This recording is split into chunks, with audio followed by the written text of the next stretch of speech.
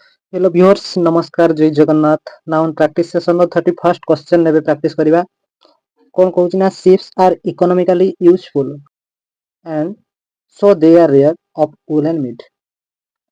Ships माने मेंढा गुडी को आर इकोनॉमिकली यूजफुल से माने आर्थिक रूप रे व्यवहार योग्य एंड एवं सो दे आर रेयर सेति में से माने बहुत रेयर बहुत कम देखा जानतिबो ताको पालन करिया बहुत फायदादायक फॉर वूल एंड मीट कोन पई ना वूल एवं मीट पई शिप पालन करिया बहुत इकोनॉमिकली यूजफुल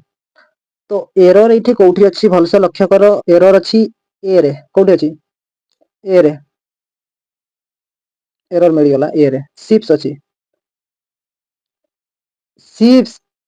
सब बेले कोन होए तार सिंगुलर बा प्लुरल सब बेले समान रहे ताकू एस लिखा जाए नहीं से सब बेले से शिप होए सिंगुलर रे भी शिप यूज करा जाए आ प्लुरल रे भी शिप को यूज करा जाए एरर मिल गला तापर नेक्स्ट क्वेश्चन को जीवा 32 रे कोन कहूची I shall not go to party tonight I shall not go to party tonight मु आजी पार्टी को जीविनी I shall not go to party tonight मु आजी पार्टी को जीविनी since I have many works to complete कारण I have many works मोर बहुत काम अछि टू कंप्लीट काम करिया पई बहुत अछि before I give presentation tomorrow काली रो प्रेजेंटेशन दवा पूर्व मोर बहुत सारा काम अछि सेते मु पार्टी को जाई परिबी नाही तो एरर कोठी अछि एरर अछि बी रे एरर अछि बी रे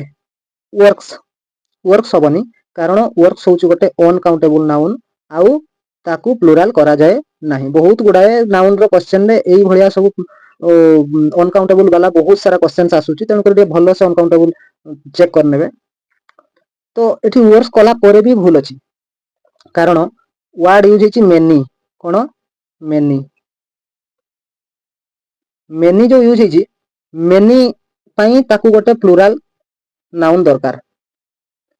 प्लुरल नाउन जो दरकार थाने कोन हबो मेनी वर्क तो हबनी तो एठी कोन हबो many pieces of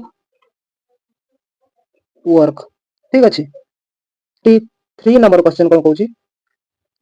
one must be always true to one's word if one wants to get respect from everyone one must be always true जने सब बेले सत्यता रहिबा उचित टू वन्स वर्ड निजर वचन प्रति निजर शब्द प्रति सब बेले से सत्यता रखिबा उचित माने ठीक कथा कहउतिबा उचित if one wants to get respect from everyone जदि जने चाहिबो रेस्पेक्ट पाइबा पई समस्त कठू ताले से निज कथा प्रति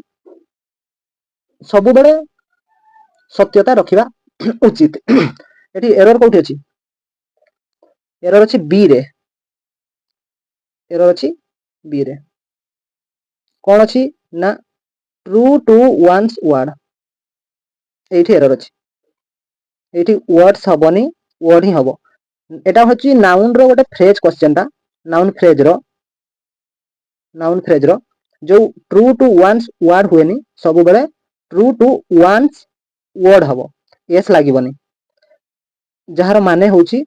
जुबान रो पक्का माने जोटा कहे सेटा ही करे ठीक अछि तन करी एठी एरर अछि वर्ड्स रे एस्टा लागिबनी एस्टा हटि जीवो 34 नंबर क्वेश्चन कहूची even after the enactment of several acts and provision we can see 5 years old boys working in hazardous factories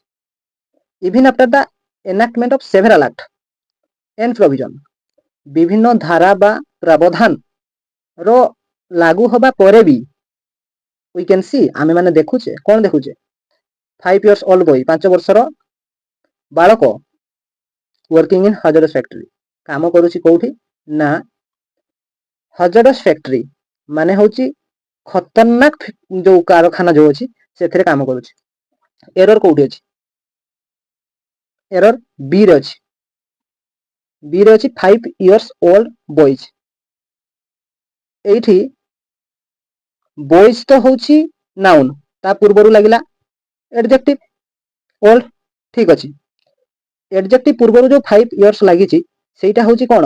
AE old adjective को मॉडिफाई करूची ये भी मॉडिफायर एडजेक्टिव तेनु करी एटा को भी जेहेतु एडजेक्टिव ये भी ताकू भी प्लुरल करी होबो नाही ताले कोन होबो 5 year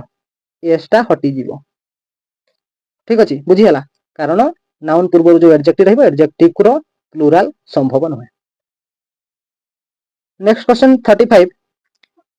the fans blade has broken and we must buy a new fan before disposing it off. Fan रो ब्लेड गुडा भांगी जाइछि and we must buy a new fan हमको नुवा फैन आनिया पे पड़िबो बिफोर डिस्पोजिंग इट ऑफ। एहा को फिंगिबा पूर्वरु हमको नुवा आनिया पे पड़िबो। तो एटी एरर अछि ए रे कोन अछि ना फैन्स ब्लेड जेहेतु फैन होउछि गोटे निर्जीव वस्तु तो ताकू एपोस्ट्रोफ लेखा जाई परिबो नाही